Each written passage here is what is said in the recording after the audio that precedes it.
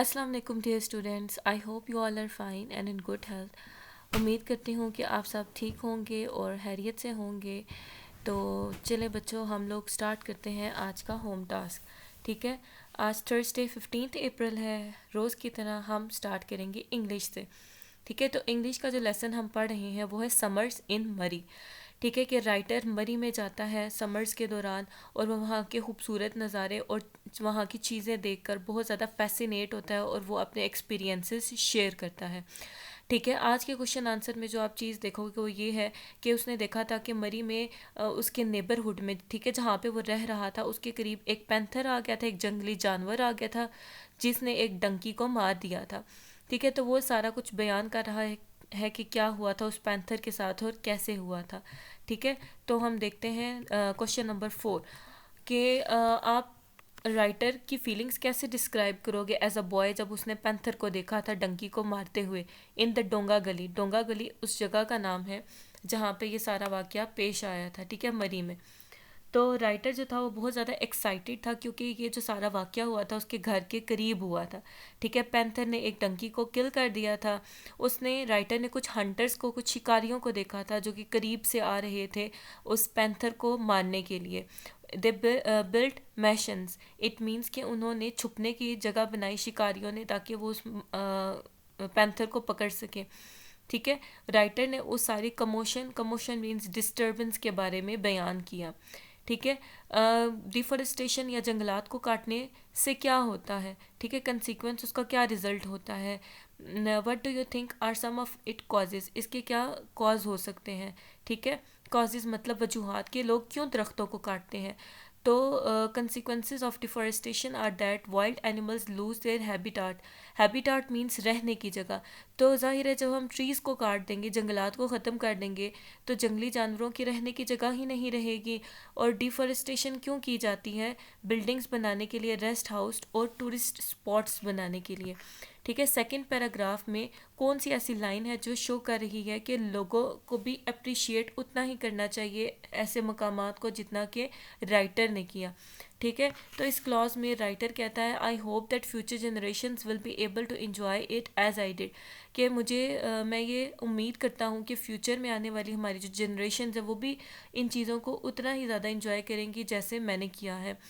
Third paragraph में कौन से वर्ड्स आपको बताते हैं कि जो पैंथर को किल किया गया था, उसको मार दिया गया था, उसका लोगों पर क्या असर हुआ था।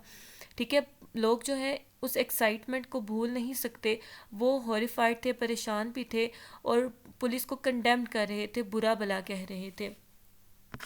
उसके बाद नेक्स्ट सब्जेक्ट है science. Science question number 6, a cork float in water suggest how would you find the water volume of irregular piece of cork. Cork किसको बोला जाता है, कॉर्क इस तरह का होता है, रबर या वुड का बना हुआ होता है। ठीक है, एक स्टॉपर की फॉर्म में जो लैब्स में बॉटल्स होती हैं उनको बंद करने के लिए इस्तेमाल किया जाता है।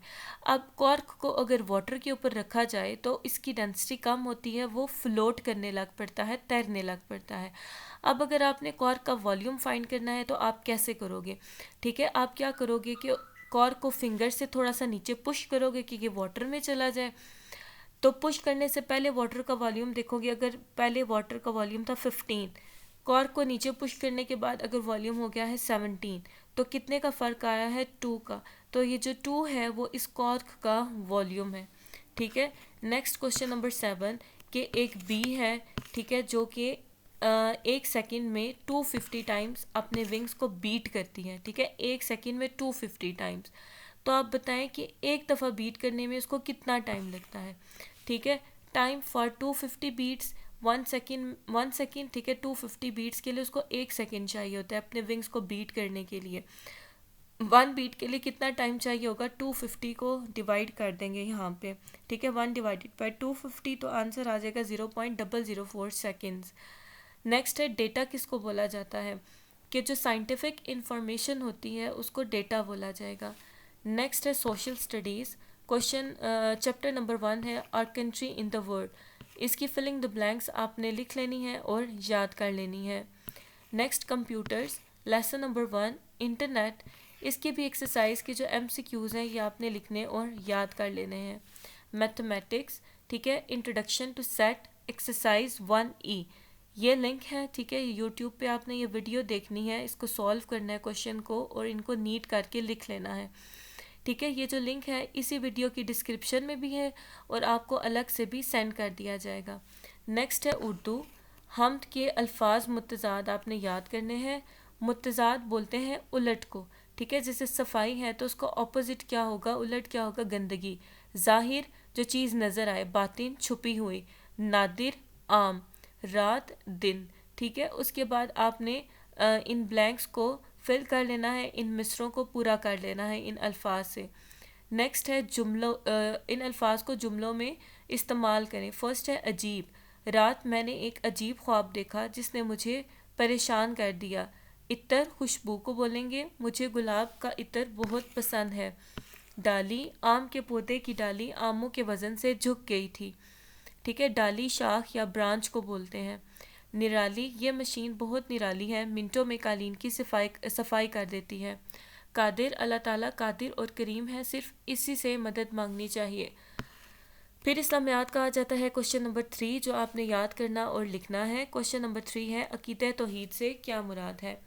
अकीदे तौहीद से मुराद तौहीद का अवलीन तकाजा ये है, अवलीन पहला, कि अल्लाह ताला को अपना वाहिद खालिक और मालिक मानते हुए सिर्फ इसी की इबादत और बंदगी की जाए, सिर्फ इसके सामने सर झुकाया जाए, सिर्फ इसकी बात पर मुकम्मल भरोसा और यकीन किया जाए, इसके सिवा किसी का खौफ और डर दिल में ना हो, जो भी मुश्किल और मुसीबत आए सिर्फ इसकी ज़ात से मदद मांगी जाए, ठीक है। हकीकी हाजत रवा ज़रूरतों को पूरा करने वाला की हैसियत से किसी भी हाजत या ज़रूरत की सूरत में सिर्फ इसी को पुकारा जाए, वही है जो हर हाजत को पूरी करने वाला है। So that's all for today. I hope आपको सब कुछ समझ आ गया होगा। अल्लाह हाफिज़, मुलाकात होती है नेक्स्ट वीडियो में।